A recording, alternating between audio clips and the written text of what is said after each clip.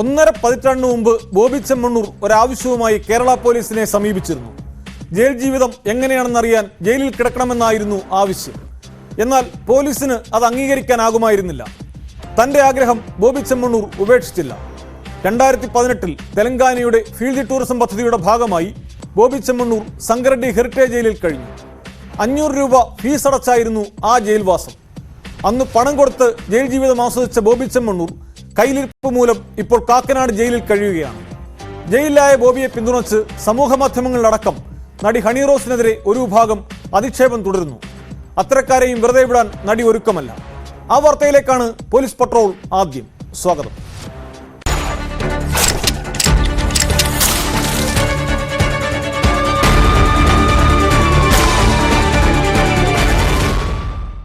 ബോബി ചെമ്മണ്ണൂരിന് പിന്നാലെ രാഹുൽ ഈശ്വറിനെതിരെയും പരാതി നൽകി നടി ഹണി റോസ്.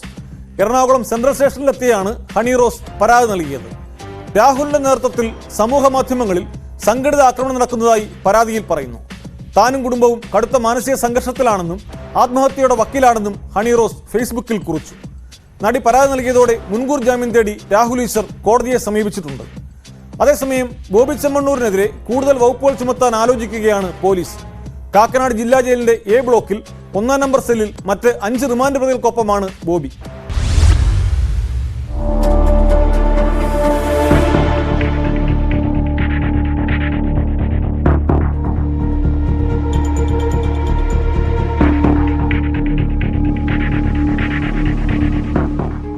ബോബി ചെമ്മണ്ണൂരിനെ ശക്തമായി പിന്തുണച്ച രാഹുൽ ഈശ്വറിനെതിരെ പരാതിയുമായി എത്തിയിരിക്കുകയാണ് നടി ഹണി റോസ്. എറണാകുളം സെൻട്രൽ സ്റ്റേഷനിലെത്തിയാണ് നടി പരാതി നൽകിയത്. രാഹുലിന്റെ വിമർശനത്തിന് പിന്നാലെ സമൂഹ മാധ്യമങ്ങളിൽ വീണ്ടും ആക്ഷേപങ്ങൾ വ്യാപകമായെന്ന് പരാതിയിൽ പറയുന്നു. താനും കുടുംബവും കടുത്ത മാനസിക സമ്മർദ്ദത്തിലൂടെയാണ് കടന്നുപോകുന്നതെന്നും അതിന് പ്രധാന കാരണക്കാരൻ രാഹുൽ ഈശ്വറാണെന്നും ഹണി റോസ് സമൂഹ മാധ്യമത്തിൽ പങ്കുവച്ച കുറിപ്പിൽ വ്യക്തമാക്കി. തന്റെ പരാതിയുടെ ഗൗരവം ചോർത്തിക്കളയാനും ജനങ്ങളുടെ പൊതുബോധം തനിക്കെതിരെ തിരിക്കാനുമായി രാഹുൽ ഈശ്വർ സൈബർ ഇടത്തിൽ ആസൂത്രണം നടത്തുകയാണ്. മാനസിക സംഘർഷത്തിലൂടെയാണ് കടന്നു പോകുന്നതെന്നും ആത്മഹത്യയിലേക്ക് തള്ളിവിടുന്നെന്നുമാണ് നടിയുടെ വൈകാരിക പ്രതികരണം. സമൂഹ മാധ്യമത്തിൽ തനിക്കെതിരെ സംഘടിതമായ ആക്രമണത്തിന് കളമൊരുക്കുന്നതിനാലാണ് രാഹുൽ ഈശ്വറിനെതിരെ നിയമ നടപടികളിലേക്ക് കടക്കുന്നതെന്നും ഹണി വ്യക്തമാക്കി. അതേസമയം ആരോപണം നിഷേധിച്ച രാഹുൽ ഈശ്വർ ഹണി റോസിന്റെ നീക്കത്തെ നിയമപരമായി നേരിടുമെന്ന് വ്യക്തമാക്കി. ഹണി റോസിന്റെ എല്ലാ നടപടിയും സ്വാഗതം ചെയ്യുന്നു. പക്ഷേ ഹണി റോസിനോടുള്ള വിമർശനം എന്നും തുടരും. ആ വിമർശനങ്ങളെ അത്ര അസഹിഷ്ണുതയോടെ കാണണോ എന്ന് ഹണി റോസ് കൂടെ തീരുമാനിക്കണം. അതേസമയം ബോബി ചെമ്മണ്ണൂരിനെതിരായ കേസിൽ നടി ഹണി റോസിന്റെ മൊഴി വീണ്ടും രേഖപ്പെടുത്തും. ബോബി ചെമ്മണ്ണൂർ പിന്തുടർന്ന് ശല്യം ചെയ്തെന്ന പരാതിയുടെ അടിസ്ഥാനത്തിലാണ് മൊഴിയെടുക്കുക. സമൂഹ മാധ്യമങ്ങൾ വഴി നടത്തിയ അശ്ലീല പരാമർശ വീഡിയോകൾ കോടതിയിൽ ഹാജരാക്കും. ഇത് പരിശോധിച്ച് കൂടുതൽ വകുപ്പുകൾ ബോബിക്കെതിരെ ചുമത്തുന്ന കാര്യവും പോലീസ് പരിശോധിക്കുന്നു. വിവിധ യൂട്യൂബ് ചാനലുകൾക്ക് നൽകിയ അഭിമുഖങ്ങളിൽ ബോബി ചെമ്മണ്ണൂർ മറ്റു നടിമാർക്കെതിരെയും അഭിമുഖം നടത്തുന്നവർക്കെതിരെയും ദ്വയാർത്ഥ പ്രയോഗങ്ങളും ലൈംഗിക അധിക്ഷേപങ്ങളും നടത്തിയിട്ടുണ്ട് എന്ന പരാതികൾ നേരത്തെ തന്നെ ഉയർന്നിട്ടുണ്ട്. ഇത്തരം ഒട്ടേറെ വീഡിയോകളും സമൂഹ മാധ്യമ അക്കൗണ്ടുകളിൽ ലഭ്യമാണ്. അതുകൊണ്ട് തന്നെ ഇവ പരിശോധിച്ച് കൂടുതൽ കേസുകൾ എടുക്കാൻ സാധിക്കുമോ എന്നാണ് പോലീസ് പരിശോധിക്കുന്നത്.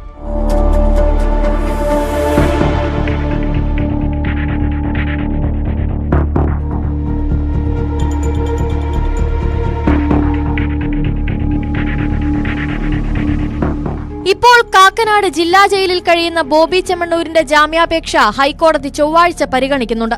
തുടരന്വേഷണത്തിൽ ലഭ്യമാകുന്ന വിവരങ്ങൾ കൂടി ഹാജരാക്കി ജാമ്യത്തെ എതിർക്കാനാണ് പ്രോസിക്യൂഷൻ ആലോചന. കാക്കനാട് ജില്ലാ ജയിലിന്റെ എ ബ്ലോക്കിൽ 1-ാം നമ്പർ സെല്ലിൽ മറ്റ് 5 റിമാൻഡ് പ്രതികൾക്കൊപ്പമാണ് ബോബി. ബന്ധുക്കളുടെയും അഭിഭാഷകരുടെയും സന്ദർശനവും ജയിലിലെ ചിട്ടവട്ടങ്ങളുമായി ബോബി ചെമ്മണ്ണൂർ ശാന്തനാണെന്നാണ് ജയിൽ വൃത്തങ്ങൾ നൽകുന്ന വിവരം. ജയിൽ ജീവിതം എങ്ങനെയെന്നറിയാൻ 2018 തെലങ്കാനയുടെ ഫീൽഡ് ടൂറിസം പദ്ധതിയുടെ ഭാഗമായി ബോബി സംഗറെഡ്ഡി ഹെറിറ്റേജ് ജയിലിൽ കഴിഞ്ഞിരുന്നു. 500 രൂപ ഫീസ് അടച്ചായിരുന്നു അന്നത്തെ ജയിൽവാസം. ജയിലിൽ കഴിയാനുള്ള ആഗ്രഹം പ്രകടിപ്പിച്ച് 15 വർഷം മുൻപ് കേരള പോലീസിനെ സമീപിച്ചെങ്കിലും ആവശ്യം നിഷേധിച്ചതോടെയാണ് പിന്നീട് തെലങ്കാന ജയിലിൽ കഴിഞ്ഞത്. അന്ന് പണം കൊടുത്ത് ജയിൽ ജീവിതം ആസ്വദിച്ച ബോബി ചെമ്മണ്ണൂർ കയ്യിലിരിപ്പ് കൊണ്ട് ജയിലിലായപ്പോൾ അത്ര സന്തുഷ്ടനല്ലെന്നാണ് വിവരം. രക്തസമ്മർദ്ദത്തിലെ വ്യതിയാനമടക്കം നോക്കാനായി ദിവസവും അദ്ദേഹത്തെ വൈദ്യപരിശോധനയ്ക്ക് വിധേയനാക്കുന്നുണ്ട്.